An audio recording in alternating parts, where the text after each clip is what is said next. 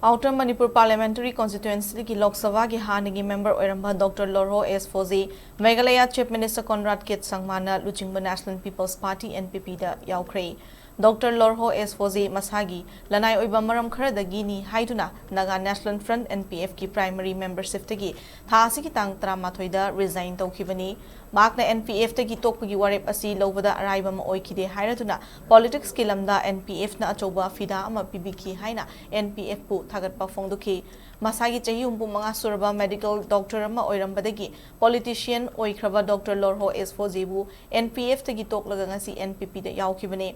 NPP ki maikai digi thadurakiba cherol amada Dr. Lorho Pfoze na NPP da yaurakpui wafum official oina lauthuke makpu ngasi Meghalaya gi Silong da leiba NPP ki headquarters ta party ki national president loinana Meghalaya gi chief minister Conrad Kit Sangmana taramna okay Dr. Lorho Pfoze English singani tarama panda outer Manipur dagi Lok Sabha ki member oina khanki adumoina mag English singani kungamari da pangthukiba Lok Sabha election da mahak sitting MP oirabasu party na ticket pikhide